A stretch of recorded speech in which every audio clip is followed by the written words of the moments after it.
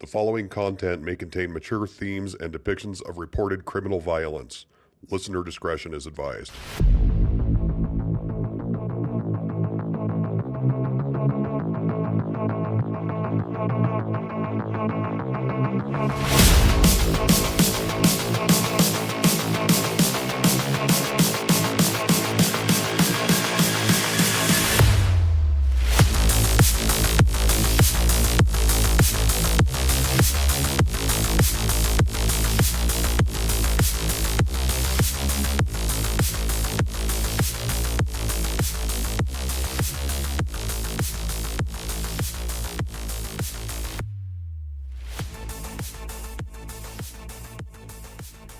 Welcome back to Dark Dish Radio. I was going to say something in another language. I was going to greet you. And it always goes to hell.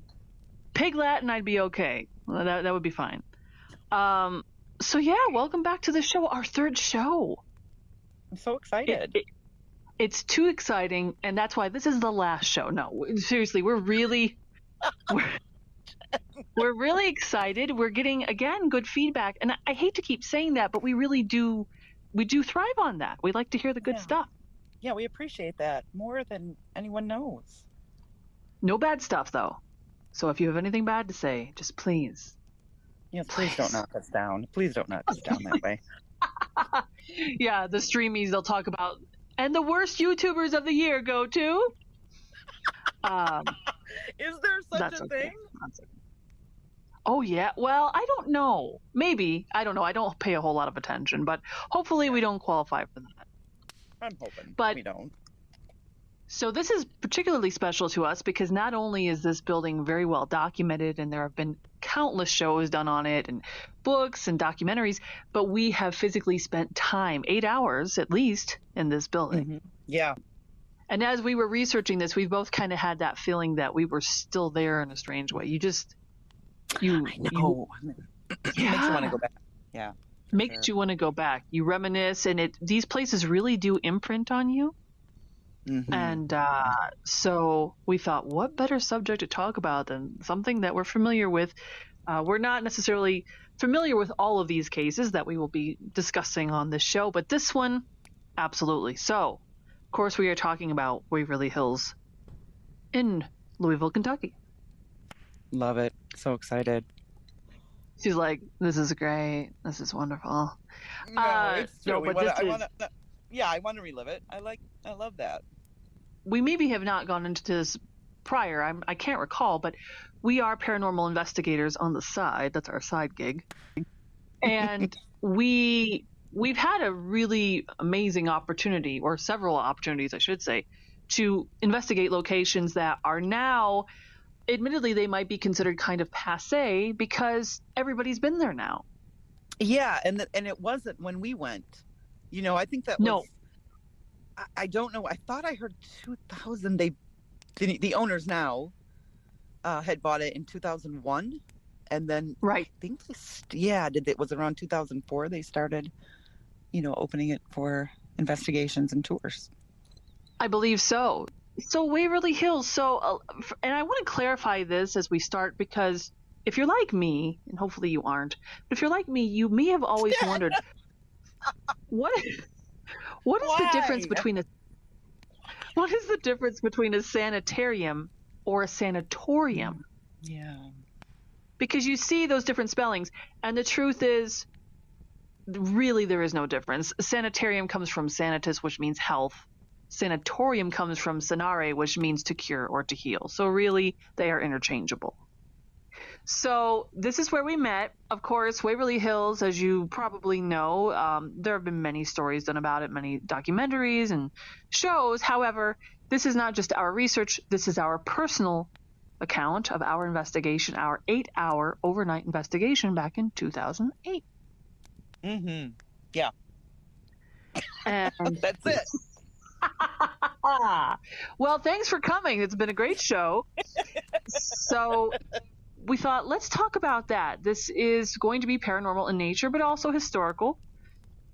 But when we go back by the beginning of the 19th century, at that time, especially in America, tuberculosis, and back then it was often referred to as consumption, had killed 1 in 7 people. Unreal.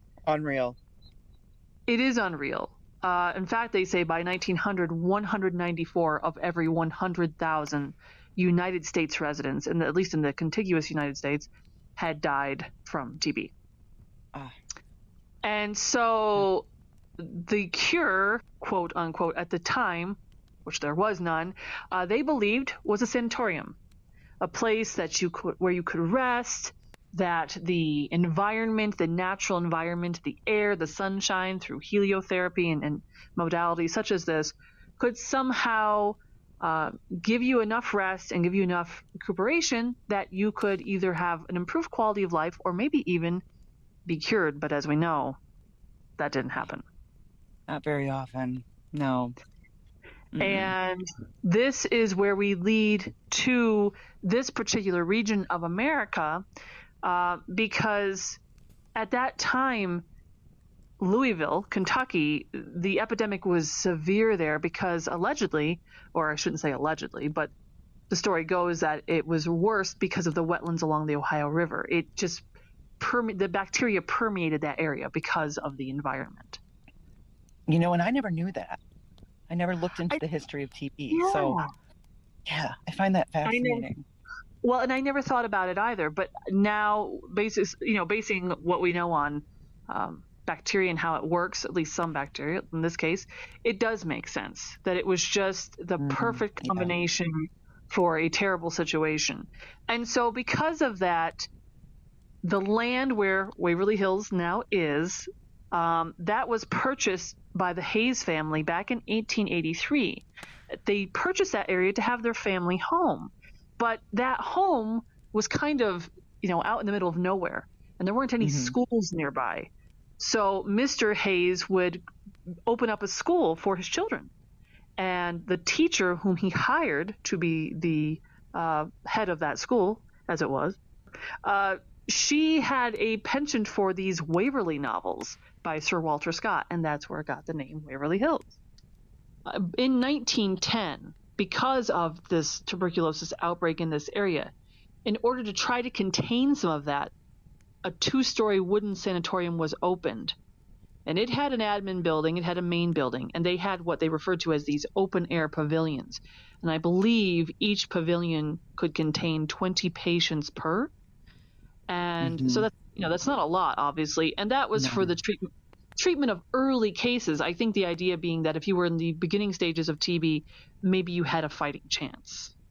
So now we look towards, it's not even a year later, the Board of Tuberculosis Hospitals was given $25,000 to create a hospital specifically for advanced cases of TB. They must have thought that it wasn't going to be that big a deal.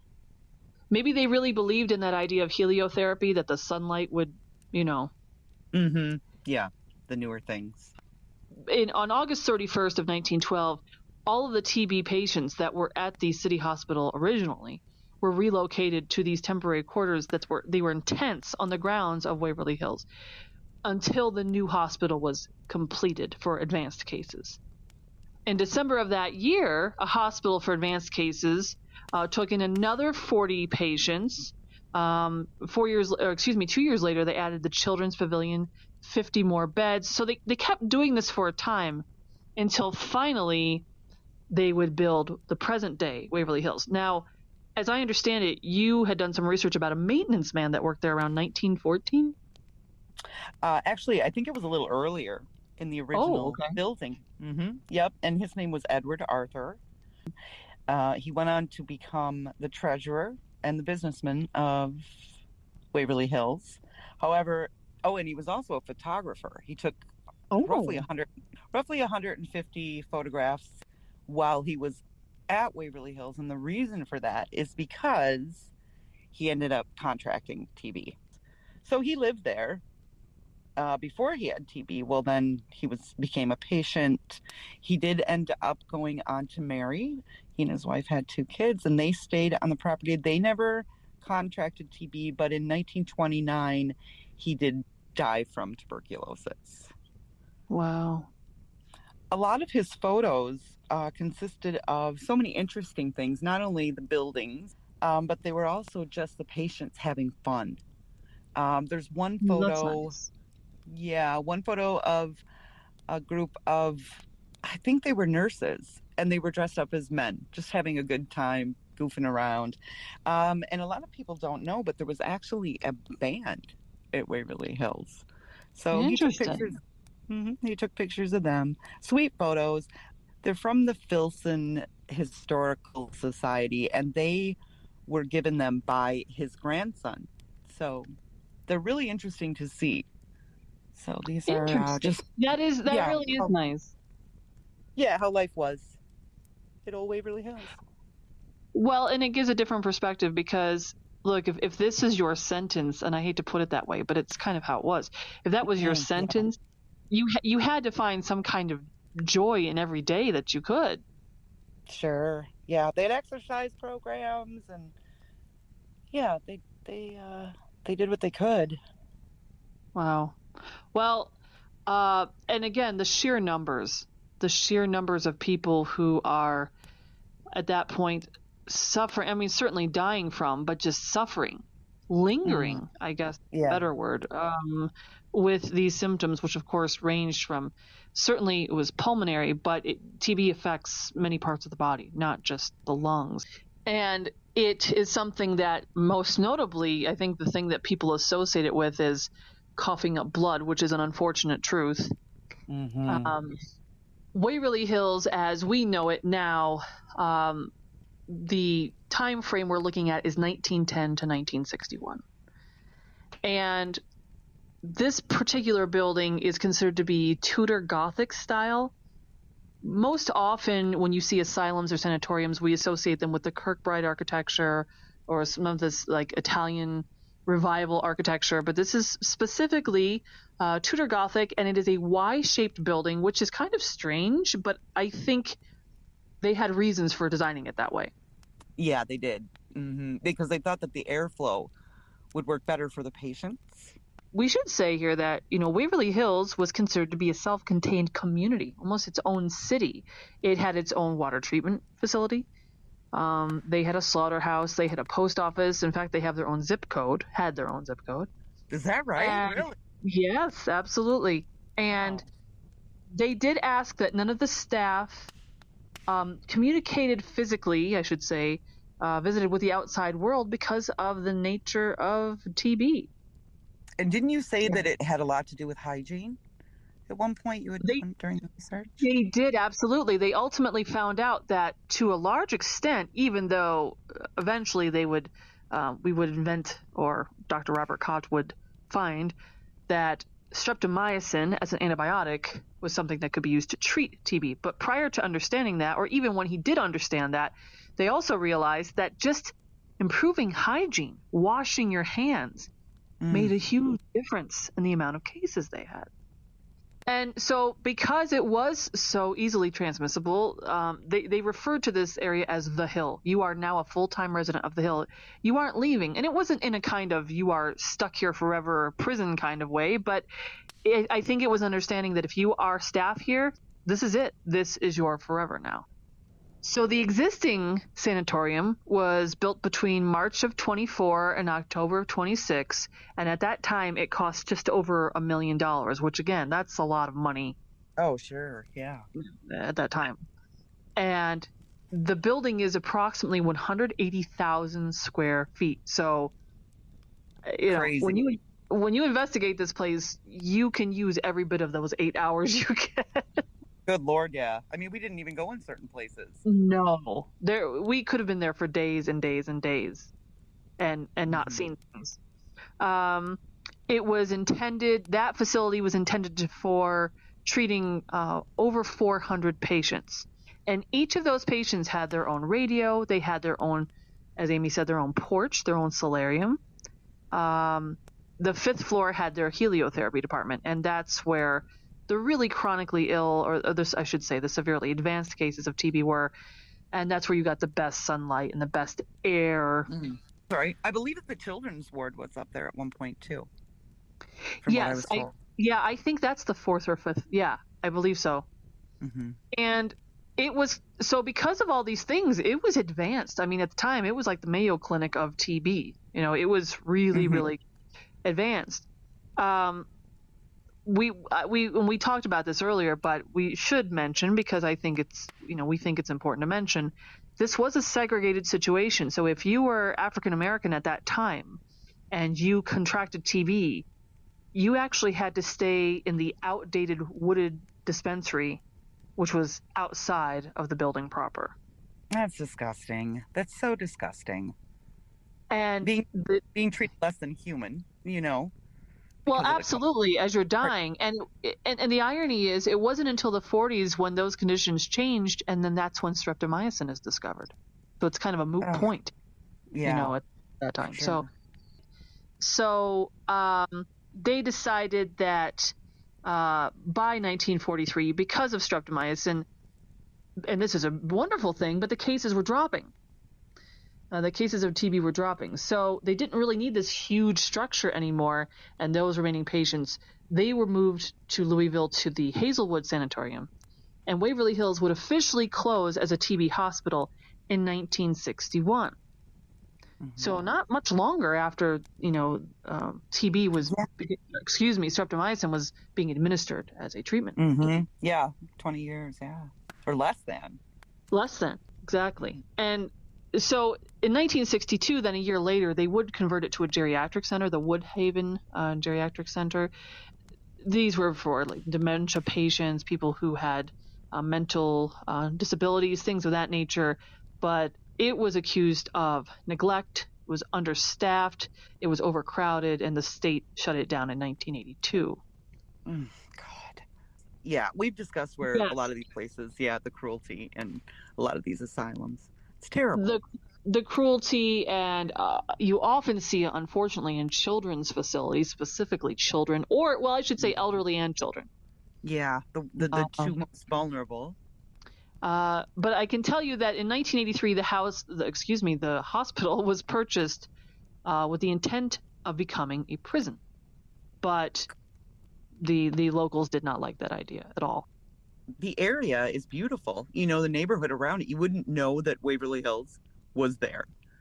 If you're driving around, and of course we were driving around at night and we were unfamiliar, but it looked like a nice neighborhood because there's like a gas station down the road, and we had to go there a few times, and just to think that Waverly Hills is right on the corner, it's kind of strange. And we can tell you that there is a Waffle House that is severely understaffed. Just down the way. Once you get through the gates, which are very, very prominent, you're going into something. When you see these gates, once you get through there, you kind of feel like you're removed from civilization because it seems like it's in a world of its own. Yeah, it did. So you said it had its own postal code, yeah? Yes. Yeah, I can see why it would when you're saying it that way and thinking back. Yeah. Mm-hmm. Yeah, 180,000 square. I mean, and that's just the building. Nothing, not to mention the land. And so finally, in 2001, the Mattingleys purchased it for $230,000. They still own the building, and that is who you can get tours from to this day. Now, here's the thing, and I wanted to ask you about this. This is one of our biggest complaints with researching Waverly Hills, and a lot of people talk about this. The death toll is extremely skewed. What were you saying about Charlie Mattingly and what he asserted to be the actual death toll? Charlie actually said, because what did you say it was that they claim? Well, we've heard everything from 85,000, 65,000, 80,000, 50,000. I mean. Yeah, and we had done a little research that says it's way lower. Between 6,000 and 8,000, I think it was. But Charlie said that he has proof that it was 11,000. Okay. Yes, because he has family members who had people pass there, sign some sheet. But, it's almost like, can anybody walk in there, and just say, okay, my grandpa was here, and then you don't have to offer proof of that? Well, I have to admit, I initially thought she meant the deceased came in and signed a sheet saying, yes, I did in fact die here. That is a fact. No. Yeah. No. But that would be best, probably. At this point, that would be best. But I agree. I think between 6 and 10, 11 is much, much more realistic. 85,000 is a little much. Yeah, I 80,000. mean, That's just when we first heard that, my jaw dropped. I thought, you got to be kidding me. That is a yeah. huge amount of people. But here's the thing. So say even 8, 9, 10, 11,000 people. Because of that, and because here you are a patient and you are consistently seeing people on these gurneys going down the hall, clearly dead. They have these sheets over them, I'm sure. They're covered up in some way. It's pretty clear to you that this is yet another dead patient. And this was one of the original reasons that they created what's known as the body chute or death tunnel. And this is the passageway that you can go in yourself now, to this day, used to transport the bodies and supplies in and out of the sanatorium. It's built on the first floor with the rest of the building. It's a 500-foot corridor to the bottom of the hill, and there are stairs running alongside it, and those were used for by the workers. And then on the other side was the cart that would go up and down the staircase, which transported the supplies. But again, the idea being that if they carried the dead out of the building this way, at least the patients weren't constantly seeing this. But it's not really connected to the building. You have to go outside to get to the death tunnel. Little known fact, and I feel like I can talk about this now because it was so long ago that we had investigated. I was told by someone who is associated with the place, the cemetery is there and it's above the body chute. So the ground that's above it, is where there's a cemetery. So they would bury people there. And I think it was, if I'm not mistaken, that it was mostly unclaimed bodies. Right, like a Potter's Field type situation. Yeah. Sometimes people are just ascribed a number depending on the circumstances in which they died. You may just have a first name, things like that. So, yeah, when we spent time, and we'll get into that, we spent time in that tunnel, that body chute. It was also used as an air raid shelter, which, I mean, it would serve that purpose as well based on the way it was designed. Yeah. So we're going to talk about our experience here at Waverly Hills, now that we've given you some backstory. Now, I first would like to get out of the way some of the legends, just a few, briefly. Mm-hmm. Yeah. Because you can't hear about Waverly Hills and not hear the famous stories associated with. And one of those, most notably being legend of the nurse in 502, room 502. There are different versions of this. Some say she was a nurse. They believe that she had hanged herself from a light fixture in the room. I also heard once that she hanged herself in the entrance, the actual doorway of the room. Yeah. That she did so because she was unmarried and she was pregnant. And considering the time, that's just not something that you did. It was not, favored to do something like that. And so people believe that she had taken her own life because of that. Some said she had an affair with the owner of the hospital at the time and she had contracted tuberculosis, either from him or a patient. That's one of the versions. Some people just said the entire environment was just demoralizing to her and she couldn't take it anymore. So she took her life. But here's the thing. There's really no, as far as we see and understand, no concrete evidence to suggest that this ever happened. Now, you and I both spent time in there, not together at the same time, but separately. And I believe we may have had a different experience. When I was in that room, I felt honestly so peaceful, I could have laid down and slept. There was no foreboding. There was no heaviness. It wasn't even like, I used to say it was a dead battery. That's not even an accurate description because that implies that makes it sound almost kind of, I don't know, negative in some way in my eyes, I guess. Right. There was nothing negative at all. It felt like a very calm, peaceful, empty room. You always say that. You've always said that. Yeah. Yeah, nothing. And admittedly, I was hoping to feel something. I think we all are. Now, what was your experience like physically in that room? I don't, because I'm looking at everything so skeptically, I guess. Nothing. That's why I kind of rely on EVP. Yeah. I mean, it's no different. Like you said, it's 180,000 square feet in total. So it felt like any other room, really, to me. Any other room. Right. Yeah. And you do have to go into this recognizing that if you're even slightly impressionable, that as you're approaching this room and the backstory, it's probably better that you didn't. But say you obviously do, most people do. and you approach this room and you see the numbers on the door frame, 502. 502. The Yeah, it's stories. ominous. Yeah, and you are expecting something, which certainly was the case for me. But in my case, even the impressionable part of me felt nothing. Now, that's not to say you would have the same experience. You might feel something completely different in there. But for us, we did not. I will also mention that there is allegedly a little girl that runs up and down the length of the 3rd floor. I don't know her story per se, just except that she apparently runs up and down the 3rd floor. There were many children at Waverly Hills. A little boy that has a ball that would probably be Timmy, and we'll get to that. But also apparently a woman who has a bleeding wrist and who cries out for help as she dear walks down God. the halls. I didn't know that. Yeah, the bleeding wrist woman. And people say they hear slamming doors. They hear footsteps. I personally didn't hear any doors slamming. Footsteps, that's difficult to say because obviously we did hear footsteps from our team members, but I didn't notice any disembodied, I will say that way, footsteps. Right. A lot of shadow people, they said, too. And we should point out that story because that's pretty funny. It is funny. Because Mike, the tour guide at the time, on that particular evening, was telling us about how people see these shadow people. And we were in one particular area of the building, and he's pointing down a corridor.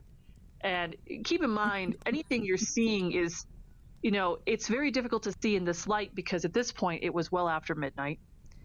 And there was a vivid moon in the sky, but in this part of the hospital, there wasn't a lot of light to illuminate anything if you didn't have a flashlight. And he's saying, look, if you look really closely, you might yourself see something. And Amy's standing near me, and I'm sure in the dark is probably shaking her head violently no. But I, being the genius I am looking down the hall going, oh my God, I see it. Yeah, I have to admit that I was a little impressionable there. And I didn't storm off. But I was like, yeah, this is BS. I'm just gonna go. Got in the car and went back home. But I did walk off. I was like, yeah, I'm done. Yeah, and and he was saying, look, to each his own. This is what we're told. This is what people have experienced. But sure. I did see something, but you could say, well, that's because you thought you were supposed to see something. That's because your eyes were playing tricks on you. I can't say either way. But that was funny. But as for Timmy, he's supposed to be around 6, 7, 8 years old, died of TB in the hospital. He's stuck there, as is quite often the suggestion in these kinds of hauntings. People have brought balls for him over the years, and people have said that when you place the ball in one particular location, it moves. I did see the ball move, but can I tell you it's because of a haunting or because of gravity and uneven floors and breezes? I don't know. I was going to say, I can tell you what I thought, and that's another time I walked off. It sounds so awful to She just walked out the whole night. Yeah, I want concrete, and for me that's EVP mostly. But they were trying to do the ball experiment, but what people don't understand is this entire building is open. There's all these verandas where they would keep the patients. And because of that, obviously it's very windy and we're on a hill. I just had to take that into consideration and just walk off. Just walked away.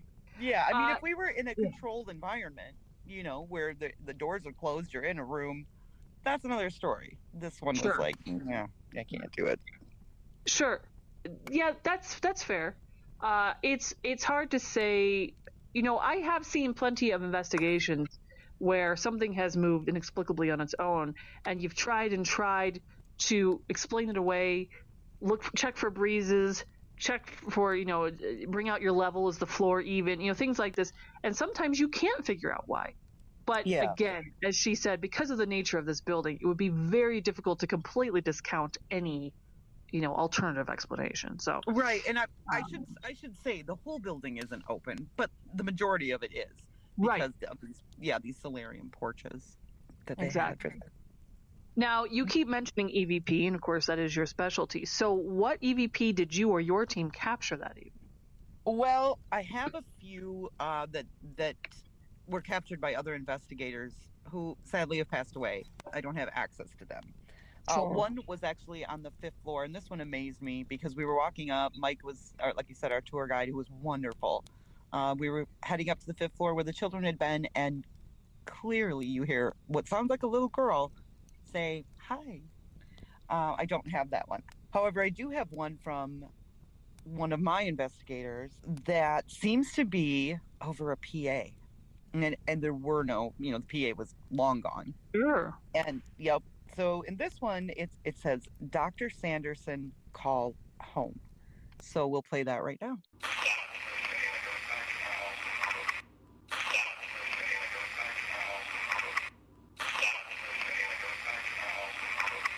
That sounds like a PA to me.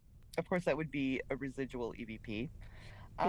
Now, in the death tunnel, one of my investigators and I went out there at the end of the night when I think you guys were all in the morgue or on the 1st floor, and all the other teams had left, and nobody was in the death tunnel. And as you said, it's 400 or 500 feet long, completely empty. It had great sound.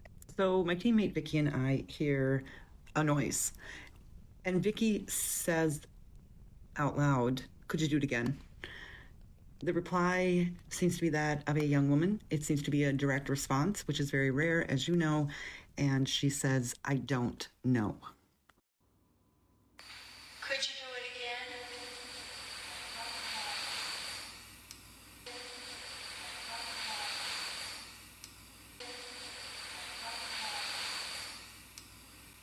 And now you had received a couple EVPs, I think, from your group.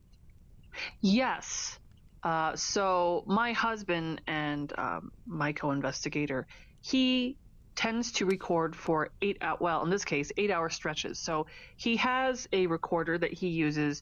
He uses, I think, a combination of digital and analog, but he will use a recorder for just, doing sessions. But he also always keeps a recorder on him, he tends to, for the entire duration of an investigation. Because he's hoping that, discounting any walking sounds or things like that, he's hoping he might capture something surreptitiously that, you weren't setting up for it. In other words, it just kind of appeared. Yeah. Yep. And that's how, I believe it was on the 8-hour recording, he got one that was saying something about Walker.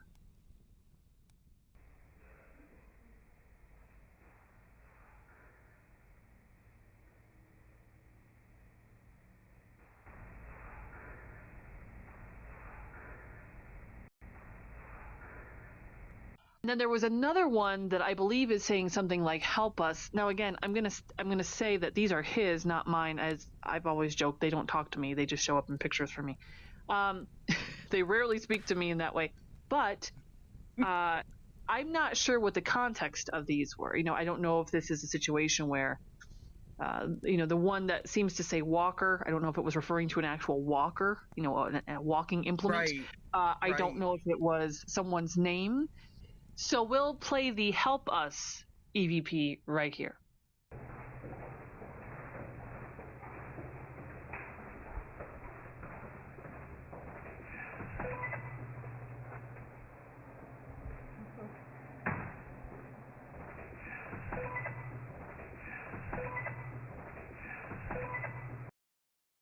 See, I hear that. Yeah, I was just going to say, I can hear that. Yep. And I would assume that he was just walking around at this time. That was on his 8-hour, yes. Yeah. Those are my favorite, where you just, I do the same thing, where I walk around and I have a couple recorders running, and then there's another recorder that I'll use for direct responses. So. Exactly. And when I do record EVP, which I do, but I'm just not very successful with it, I tend to prefer analog.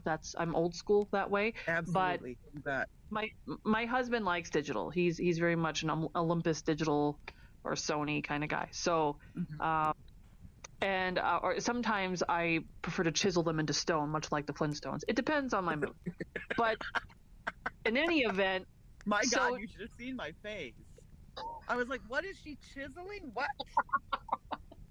So when it comes to spirit photography, this is an interesting story, I feel, that, as Amy alluded to, we were very much in a controlled environment because even though there may have been 3 other teams there with us, not only did they all leave before we did, When this particular photo was captured, they had already gone. So we were alone, with the exception of Mike, who was outside having a cigarette. Tina was not in the building at that time, nor was her husband. I believe you said they were behind in their home or Yeah. where they stay on the property. So we quite literally had the building to ourselves at that point. And I'm walking around, and again, I don't always set up my shots. I just, in the dark, boom, boom, boom, I'm capturing. And I will do digital, I will do film, I will do Polaroid, I will do whatever I can, because I think it yields different results. Yeah, And for sure. I took this photo, this is digital, and it wasn't until much later, upon returning home and reviewing my footage and my film, that I said, wait a minute, who is this? And I sent it to Amy and some of our other team members, and none of them knew who it was, because quite simply, nobody in our group looked like this person. Nobody was wearing this person's clothing, what appears to be jeans and a dark shirt. This person does not physically match the description of anybody we were with, and there was no one else in the building. I know, that really was fascinating. We were in the death tunnel at that point, so we weren't even in the building. Of course, I didn't really look like that, but yeah. Well, what's really ironic about it is I wasn't even in the building when I took this picture, and that's how I can't figure it out. But this still is what was captured. And now, you had said that you and some of your investigators had a similar experience where there was either a person you thought you saw, or Yeah, that was on the fourth floor at the very beginning. We were assigned the fourth floor, just our team. And my daughter and I watched a man walk along the solarium. And we were saying, hello, hello, to him to get him to respond, because he didn't look like anybody that was in our group. And he didn't respond. Well, it turns out that Mike, our investigator, our tour guide, who was, like I said, just a wonderful guy, he came up and I said, Mike, were you up here? And he said, no, I've been 2 floors down with the other teams. And it turns out now, years later, that I saw him on some show where he said that people see him, so almost a doppelganger. He did mention that. That's right. Yeah, and I was blown away. I was like, whoa, we did see that. We saw that. Not only that, but I did get a photo, which I had bought a cheap digital camera, because we've talked about this before. The cheaper digital cameras are usually yield the best results. So I bought this $40 cheap camera before I left, and I took a photo and protocol is where we take more than one photo of the exact same at the exact same location. And so this is on the 2nd floor, looking out these French doors. It's the only thing I can explain them as. It's kind of a French door. And I snap a photo, not thinking I got anything, took a few more, got back to the hotel, and there's this green head that looks like it's right outside in that area. Now, I'm not one to see things in clouds. People send me photos of orbs. Oh, do you see the face? No, I don't. I just don't see it. This I can see. You can see it. Yeah, that was weird. It's very rare. This needs to be said, that you get what's known as an FBA, which is a full-bodied apparition. Yeah. But yeah, some of this evidence we thought was really compelling. Will I tell you this, or I will tell you this? Was this the most haunted location I've personally ever experienced? No. Not for me. There are other places that felt way heavier and much more active to me, but that in no way discounts the possibility of very strong hauntings at Waverly Hills. You know, it's interesting, because there's one thing that happened and we always say, if you can't measure it as best as a paranormal investigator can. So basically what I'm saying is personal experiences. And I had a personal experience I think on the 2nd floor. There was a bakery, I guess, somewhere. And that is one time where I could smell fresh baked bread, and thought, this is weird, because there was, nothing going on. Yeah. There's no Subway, there's no Panera in Waverly Hills. But yeah, so it was interesting. I wish I could measure that, but I couldn't. But it smelled like you're right. oven. Yeah, bread coming right out of the oven. So that was interesting. That's true. So When you have those personal experiences and you just wish, someone could experience them vicariously through you, but they can't. no. So That'll be down the road a ways, I think, technology. be down the road a ways, until the quickening takes place. So, but this place, I would say this, it is definitely worth a visit, if for no other reason than the historical aspect of it. Oh, sure. Yeah, the architecture's fascinating. The architecture, the gargoyle, the just, and the fact that there's a lot of respect I feel owed to that ground because of the sheer amount of lives that were lost there due to something that was a terrible time in our history, and people still deal with tuberculosis. It hasn't disappeared. But it was, for me, I would go back. I think it's a good place to investigate. Oh, 100%. I will say this: was it worth $1,000 for all of us to go? Yeah, absolutely. I think so. I think so too. I do too. Especially since we didn't pay. I'm just kidding. We did pay, but we just snuck onto the grounds. Don't sneak onto the grounds. I don't advise that. Oh, dear God, no. That's very. Don't do that. So yeah, Waverly Hills. We had a blast, and we will go back at some point, and we will broadcast live. I'm just kidding. Well, maybe. Who knows? Right. We could do it live. There wasn't such a thing back. Yeah, there was no such thing in 2008. I wasn't even on. Really. Yeah, I wasn't even on Facebook. So that was no. Yeah. That was when the teenagers all owned Facebook, and now the old people do.